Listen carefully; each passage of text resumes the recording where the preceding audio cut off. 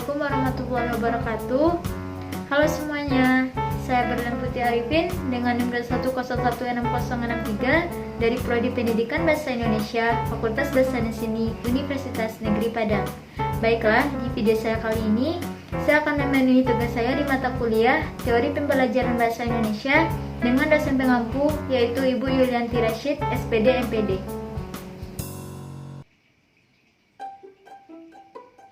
Teori Pembelajaran Bahasa Indonesia. Baiklah, untuk sekarang ini saya akan membahas tentang metode pembelajaran bahasa yang dilatar belakangi oleh psikologi tradisional, behavioristik, kognitivistik, dan humanistik. Langsung saja kita masuk ke dalam materi yang pertama, yaitu metode pembelajaran bahasa yang dilatar belakangi psikologi tradisional. A. Tokoh dan ide utama psikologi tradisional. Untuk tokoh yang pertama yaitu Francis Bacon pada zaman realisme, John Locke dan Jean-Jacques Rousseau pada zaman rasionalisme. Francis Bacon adalah seorang negarawan Inggris, filosof, dan ahli ilmu alam. Semasa hidupnya, Bacon menulis 3 buku, yaitu The Art Assessment of Learning, The New Atlantis, dan Novum Organum. Mengenai pandangan hidup tentang alam, Bacon menyatakan bahwa alam harus dikuasai oleh manusia. Katanya, man is but the servant and interpreter of nature. It can be commanded only by being obeyed. Thus the human knowledge and human power really meet in one. Pengetahuan tentang alam harus dapat digunakan secara praktis dalam kehidupan manusia. Tokoh yang kedua yaitu John Locke. John Locke adalah seorang tokoh filosof dan pendidik. Ajarannya yang terkenal disebut dengan tabula rasa. Ada yang mengartikan kertas putih bersih, ada juga yang menerjemahkan lilin putih bersih. Buku-buku yang berhasil ditulis berjudul Essay Concerning the Human Understanding, Song Concerning Education, Counting of the Understanding, dan Talk on Education. Dalam Counting of the Understanding, Locke menguraikan bagaimana orang dapat dengan mudah memelihara pikirannya. Sementara itu, dalam Talk Concerning Education, diuraikan tentang pendidikan. Ia berpendapat bahwa sekolah hendaknya ditujukan untuk kepentingan pendidikan anak. Sekolah dan pengajaran hendaknya disesuaikan dengan kepentingan anak, yaitu kebajikan, kealiman, keberadaban, dan pengetahuan. Untuk tokoh yang ketiga, yaitu Jean-Jacques Rousseau. Jean-Jacques Rousseau juga dikenal sebagai pakar pendidikan. Ajarannya yang terkenal adalah kembali ke alam atau back to nature. J.J. Rousseau dilahirkan di Jenewa.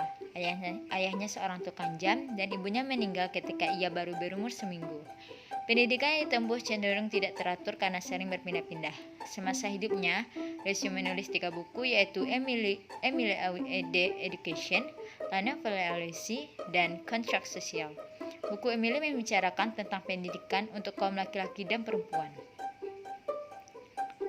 B. Metode tata bahasa, terjemahan atau grammar translation method.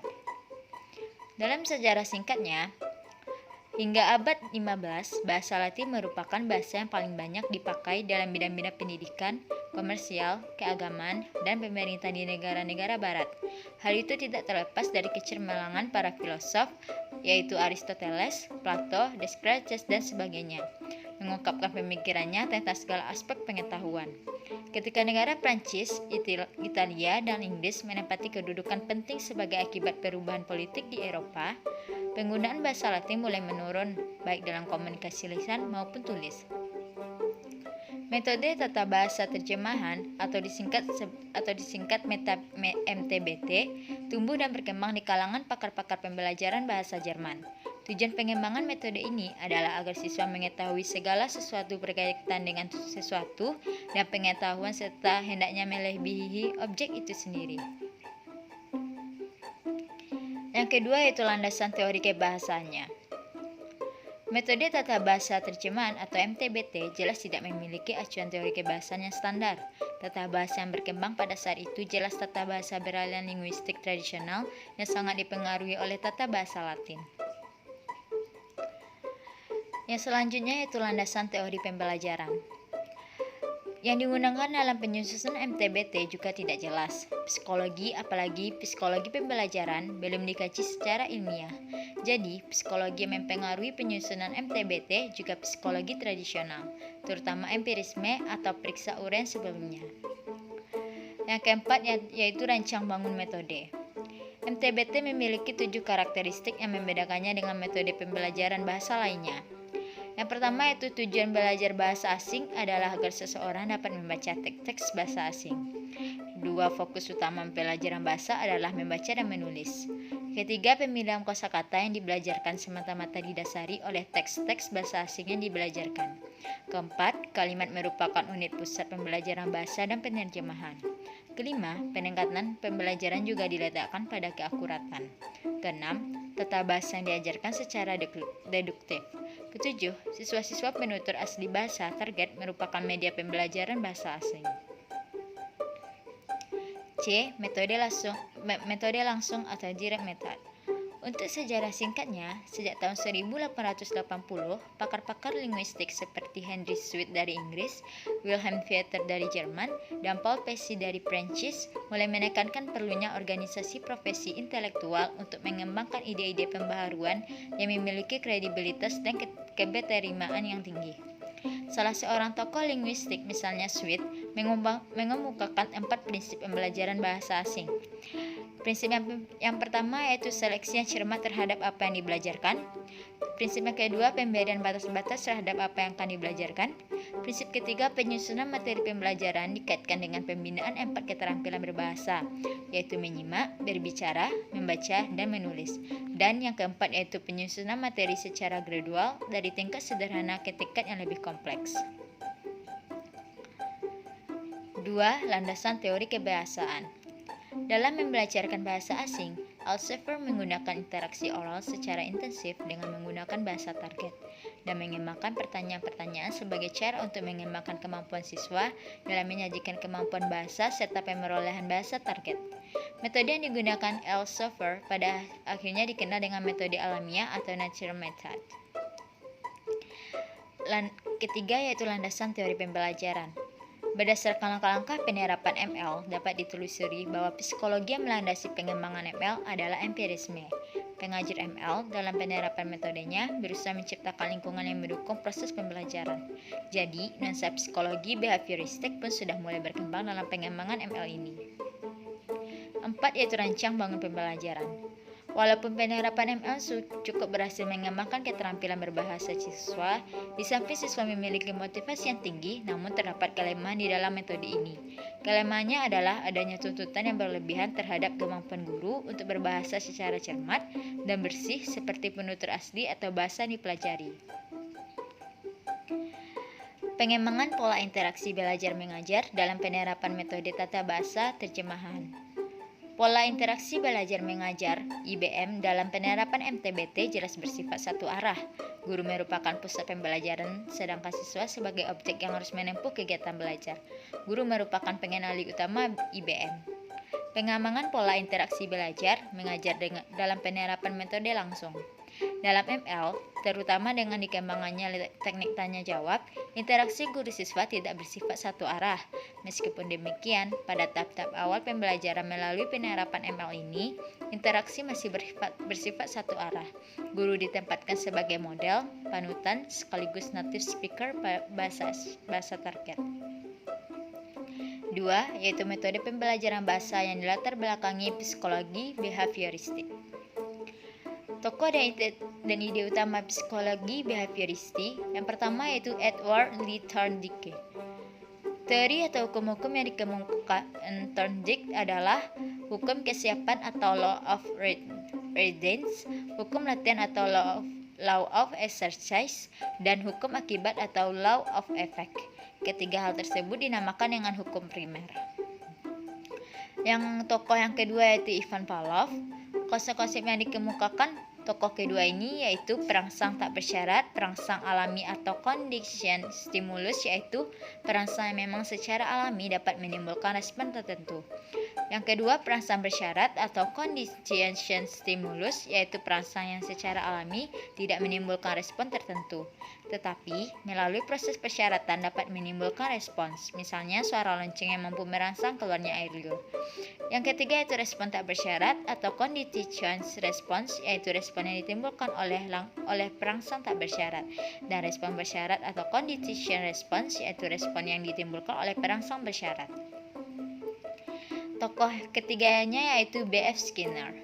B.F. Skinner terkenal dengan teorinya yang dinamakan operant conditioning dengan mengemukakan konsep kontrol tingkah laku atau behavior control dan modifikasi tingkah laku atau behavior modification. Melalui konsep-konsepnya ini dikemukakan konsep belajar yang berkaitan dengan pemberian, penguatan, hadiah, hukuman, dan penundaan. Metode audiolingual. Salah satu pembelajaran bahasa yang dilatar belakangi oleh pemikiran psikologi behavioristik adalah metode audiolingual. Di samping itu juga perlu dicermati bahwa metode audiolingual juga dilatar belakangi oleh linguistik struktural. Dalam sejarah singkatnya, memasuki fase Perang Dunia Kedua, Amerika Serikat mengembangkan metode pembelajaran bahasa asing yang kemudian dikenal dengan nama metode audiolingual. Metode ini dikenal dengan berbagai nama antara lain Oral Methods, Neuque, Audiolingual Habit Theory, Functional Skill Strategy, dan nama Audiolingual Method pertama-tama diperkenalkan oleh Brooks pada tahun 1964. Yang kedua itu landasan teori kebahasaannya. Aliran tata bahasa deskriptif ini disebut juga aliran struktural karena meyakini tiga hal. Yang pertama, unsur-unsur suatu bahasa dapat dipecah-pecah secara linear dengan suatu cara tertentu. Yang kedua, korpus bahasa dapat dideskripsikan secara tuntas pada tingkat tertentu dari tataran fonetik, fonemik, morfemik, hingga sintaksis. Dan yang ketiga, suatu sistem bahasa terletak dalam suatu sistem yang lebih besar yang dapat dipecah-pecah secara struktural.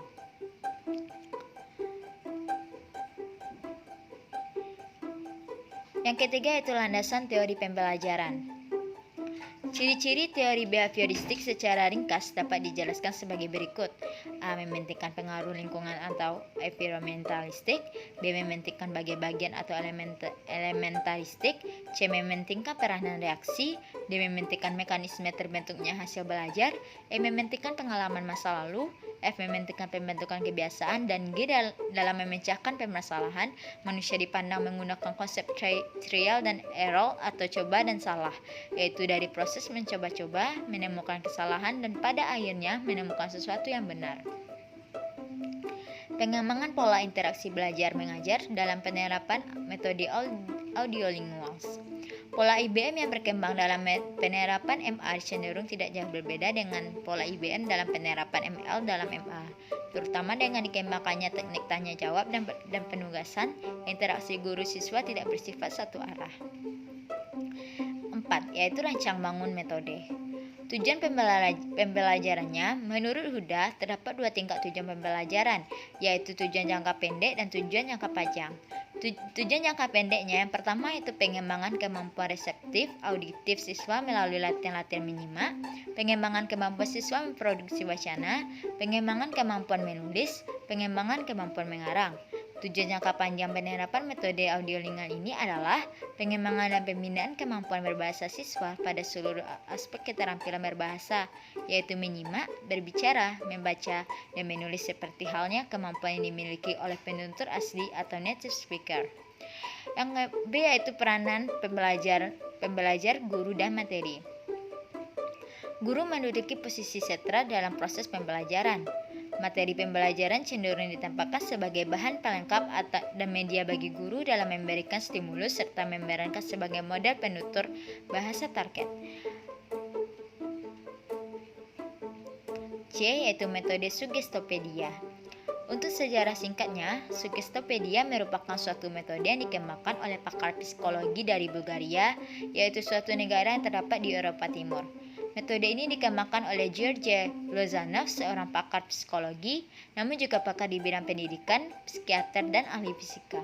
Menurut Stefik, Sugestopedia merupakan seperangkat khusus rekomendasi pembelajaran yang diturunkan dari sugestologi yang oleh Lozanov dilukiskan sebagai ilmu pengetahuan mengenai telaah terhadap pengaruh yang tidak rasional dan pengaruh yang tidak sadar yang secara konstan ditanggapi oleh insan manusia. Kedua yaitu landasan teori kebahasanya. Lozanov menyatat bahwa pembelajaran bahasa melalui penggunaan metode Sugestopedia mengarahkan siswa bukan pada penghafalan kosakata dan perolehan kebiasaan-kebiasaan tuturan, melainkan untuk dapat berkomunikasi. Landasan teori pembelajarannya.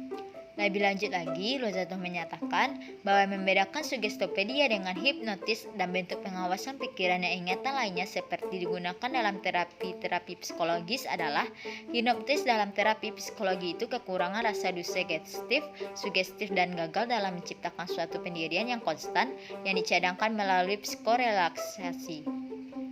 Untuk menguatkan pendapatnya, Lozanov mengutip pandangan Bancroft bahwa komponen yang dapat dianggap sebagai tempat beroperasinya di sugesti secara sugesti dan merupakan jalan masuk bagi cadangan ada 6. Yang pertama wibawa, kemudian sifat kekanak-kanakan, kemudian sumber ganda, intonasi, irama, dan konsep pseudopasif.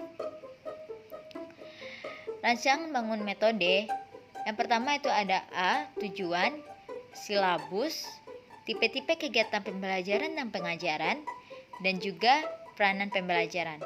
Untuk tujuannya, metode Sugestopedia adalah untuk menyampaikan keterampilan berbicara dengan lebih baik dan lancar secara cepat. Dan untuk silabusnya, metode Sugestopedia berlangsung selama 30 hari, lama kegiatan dalam seminggu adalah 6 hari, sehari kegiatan berlangsung selama 4 jam. Selama 30 hari tersebut, pelajaran terdiri dari 10 unit. Fokus sentra dari masing-masing unit adalah sebuah dialog yang terdiri dari 1.200 kata, daftar kosakata, dan komentar tentang tata bahasa. Untuk tipe-tipe kegiatannya, para siswa dengan santai dan bersandar pada kursi mendengarkan guru membacakan teks dengan cara tertentu, serta bahan teks itu diperankan oleh instruktur dengan gaya dramatik selaras dengan latar belakang untuk musik tertentu yang telah diberikan sebelumnya. Untuk peranan pembelajarnya, dalam metode Sugestopedia adalah sukarela. Selama pembelajaran, pembelajar sama sekali tidak boleh memanipulasi, memikirkan, atau menelaah bahan yang disajikan, tetapi harus memelihara dan mempertahankan pseudopasif yang merupakan wadah pemahaman materi bagi mereka, terutama dengan melibatkan aspek bawah sadar.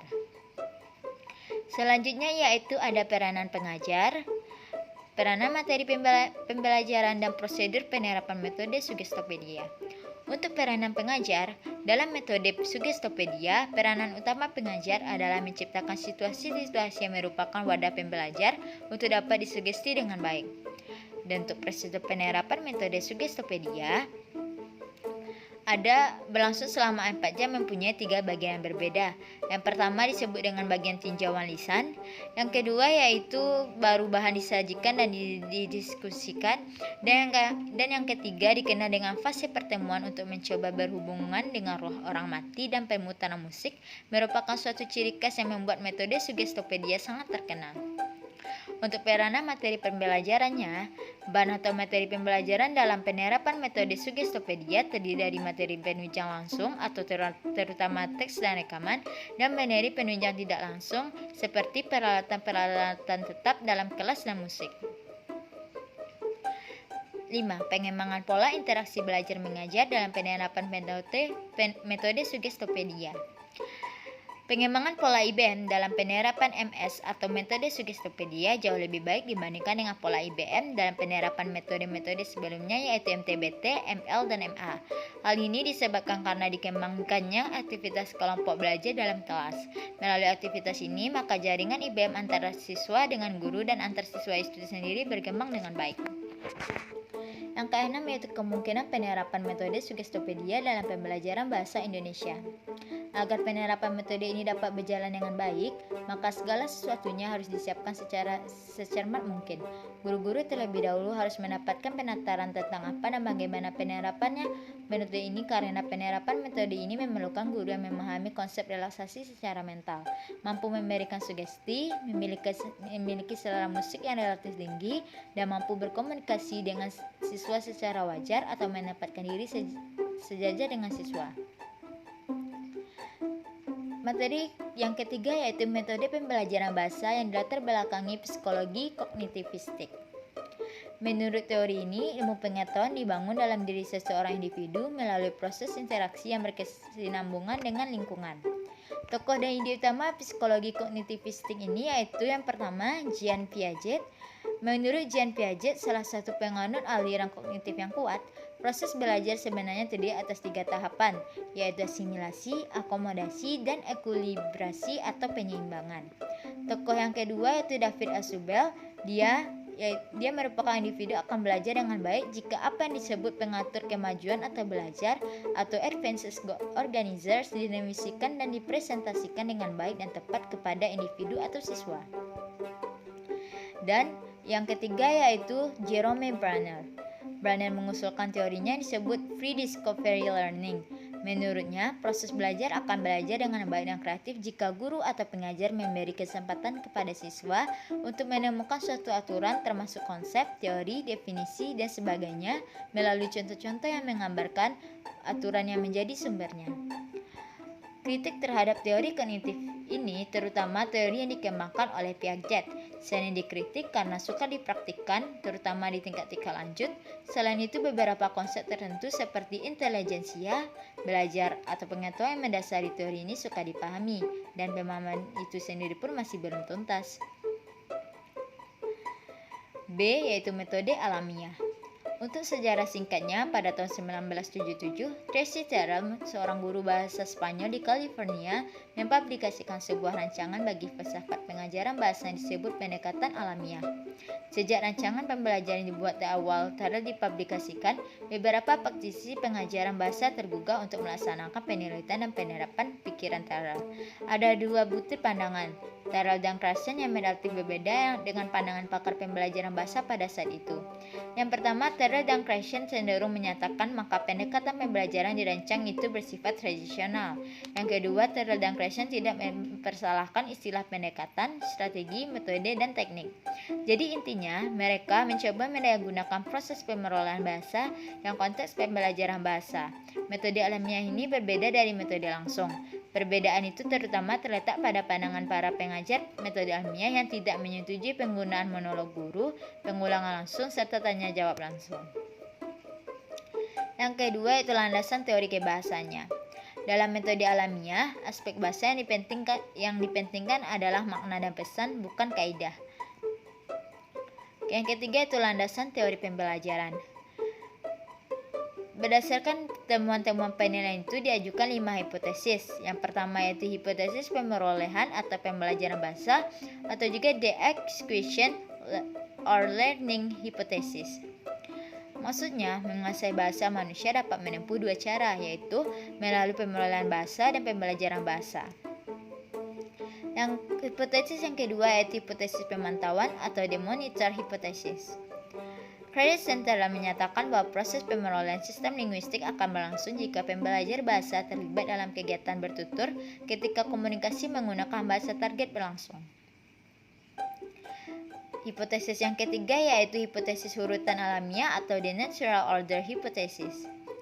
Dalam hipotesis ini, Krashen dan Terrell menyatakan bahwa pemerolehan struktur gramatik berlangsung dalam urutan-urutan yang dapat diramalkan. Hipotesis yang keempat yaitu hipotesis masukan atau the input hypothesis. Hipotesis ini berkaitan dengan 4 hal, yaitu yang pertama yaitu hipotesis masukan hanya dikaitkan dengan proses pemerolehan bahasa, bukan pembelajaran bahasa. Yang kedua, cara terbaik seseorang menguasai bahasa adalah dengan jalan memahami masukan yang memiliki tingkat kesukaran tertentu di atas tingkat penguasaan struktural yang dimiliki orang itu. Yang ketiga yaitu kemampuan berbicara secara cermat tidak akan berkembang secara mendadak, melainkan melalui proses bertahap, terutama setelah individu telah memiliki kompetensi linguistik yang memadai, yang terutama disebabkan oleh adanya masukan-masukan yang dipahami dipahami. Dan yang terakhir yaitu jika secara berkelanjutan individu atau siswa memperoleh masukan yang terpahami secara memadai, maka konsep 1 tambah I akan berkembang secara otomatis. Hipotesis yang terakhir yaitu hipotesis saringan afektif atau the affective filter hypothesis. Dinyatakan pikiran penganjur metode alamiah bahwa sosok emosi atau sikap pembelajaran merupakan salah satu alat penyaring bagi proses penyesuaian yang menghubungkan dengan proses pemodelan bahasa. Saringan afektif yang lebih rendah, misalnya siswa lebih bersabar atau lebih toleran, sangat diharapkan agar masukan yang dikembangkan lingkungan dapat menggerakkan sistem kognisi siswa atau individu. 4 yaitu rancang bangun metode. Tujuannya yaitu mengembangkan kemampuan siswa atau individu mendayagunakan bahasa secara fungsional dalam situasi yang telah direncanakan. Untuk silabusnya, pada pendayagunaan metode alamiah ditujukan untuk mengembangkan keterampilan dasar berkomunikasi baik lisan maupun tertulis. Kedua itu tujuan pembelajaran bahasa akan bervariasi sesuai dengan kebutuhan dan minat siswa. Ketiga itu tipe-tipe kegiatan pembelajaran dan pengajarannya.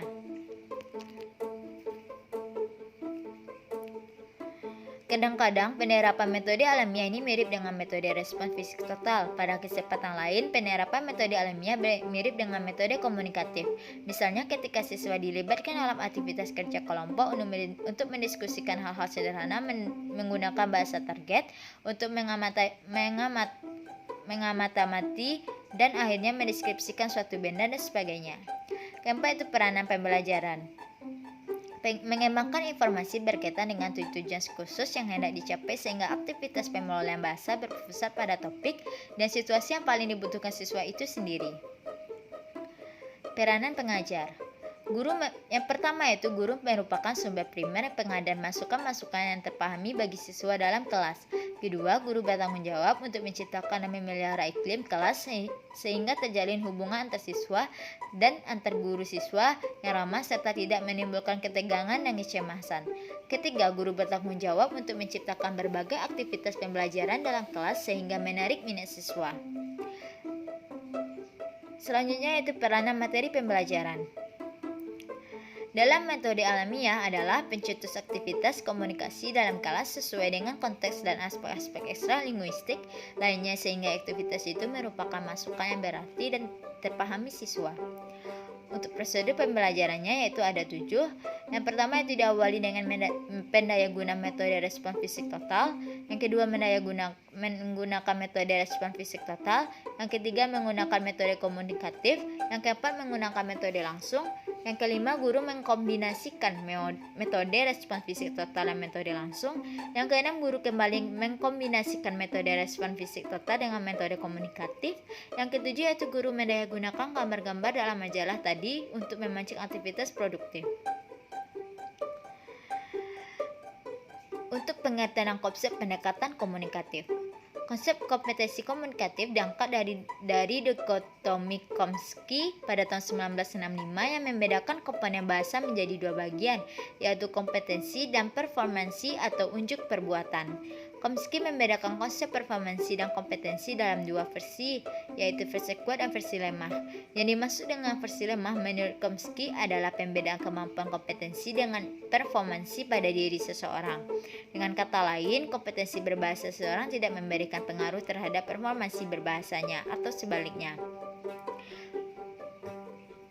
Kompetensi komunikatif adalah keterkaitan dan interelasi antara kompetensi gramatikal atau pengetahuan tentang kaidah-kaidah gramatika dengan kompetensi sosiolinguistik atau pengetahuan tentang aturan-aturan penggunaan bahasa.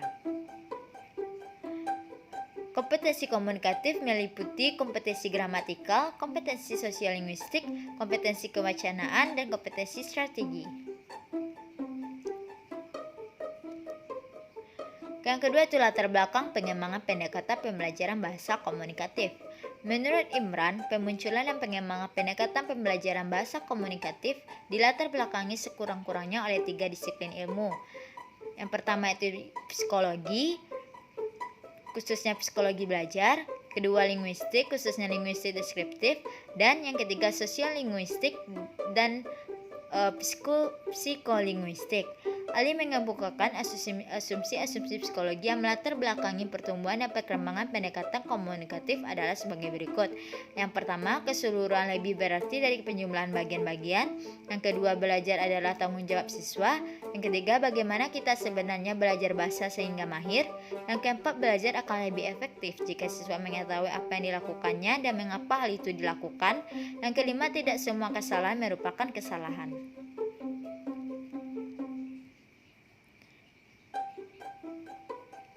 Bahasan selanjutnya yaitu penerapan pendekatan pembelajaran bahasa komunikatif dalam proses belajar mengajar bahasa Indonesia. Ciri-ciri penerapan pendekatan pembelajaran komunikatif yang pertama itu mana merupakan hal yang terpenting. Yang kedua, percakapan kalau digunakan harus berpusat di sekitar fungsi-fungsi komunikatif dan tidak dihafalkan secara normal. Yang ketiga, kontekstualisasi merupakan premis utama. Yang keempat, belajar bahasa berarti komunikasi. Yang kelima, komunikasi efektif dianjurkan. Keenam, latihan penubian atau diperbolehkan, tapi jangan terlalu memberatkan. Yang ketujuh, ucapan dan dapat dipahami sangat diutamakan. 8. Setiap alat bantu para pembelajar diterima dengan baik. Yang 9. Segala upaya dan berkomunikasi dapat didorong sejak awal. 10. Penggunaan bahasa secara bijaksana dapat diterima bila memang layak.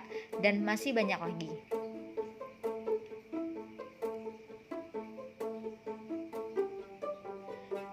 C. Peran guru dalam proses belajar mengajar. Candlin menyebutkan dua peran guru dalam proses belajar mengajar berdasarkan pendekatan komunikatif, yaitu 1. Pemberi kemudahan dalam proses komunikasi antara sesama partisipan dalam kelas dan antara partisipan dan dalam kegiatan pembelajaran serta teks atau materi. Dan yang kedua, sebagai partisipan mandiri dalam kelompok belajar mengajar. Metodologi atau teknik pembelajaran bahasa berdasarkan pendekatan komunikatif. Prinsip-prinsipnya adalah yang pertama, prinsip komunikasi, yaitu kegiatan-kegiatan atau aktivitas yang melibatkan komunikasi nyata maupun mengembangkan proses pembelajaran. Yang kedua itu prinsip tugas, yaitu kegiatan atau aktivitas tempat dipakainya bahasa untuk melaksanakan tugas yang bermakna maupun mengembangkan proses pembelajaran. Dan yang terakhir yaitu prinsip kebermaknaan atau bahasa yang bermakna bagi pembelajar turut mengembangkan proses pembelajaran. Peran materi pembelajarannya yaitu materi yang berdasarkan teks, materi yang berdasarkan tugas, dan materi yang berdasarkan bahan otentik atau tarigan. Untuk pengembangan pola interaksi belajar mengajar dalam penerapan metode komunikatif, ada 3 hal utama, yaitu PK dimasukkan untuk menjembatani kenyataan fungsi bahasa sebagai alat komunikasi di luar kelas dengan di dalam kelas. Kedua, peran materi pembelajaran sebagai alat pemicu proses belajar mengajar, bukan sebagai bahan yang harus dihafal siswa. Tanpa materi tidak mungkin timbul interaksi. Bahasan keempat yaitu metode pembelajaran bahasa yang dilatar belakangi psikologi humanistik. Aliran psikologi yang keempat adalah psikologi humanistik. Bagi penganut teori psikologi ini, proses belajar harus berhulu dari dan bermuara pada manusia itu sendiri. Dari keempat teori psikologi, teori humanistik inilah yang paling abstrak, yang paling mendekati dunia filsafat daripada dunia pendidikan. Teori ini lebih tertarik pada ide belajar dalam bentuknya yang paling ideal daripada belajar seperti apa adanya. Seperti apa yang bisa kita amati dalam dunia keseharian, wajar jika teori ini sangat bersifat eklektik. Teori apapun dapat dimanfaatkan asal tujuan untuk memanusiakan manusia, mencapai aktualisasi diri dan sebagainya itu dapat tercapai. Dalam praktek, teorinya antara lain terwujud dalam pendekatan yang diusulkan oleh Ausubel yang disebut belajar memakna atau meaningful learning. Sebagai catatan, teori Ausubel ini juga terwujud dalam teori Bloom.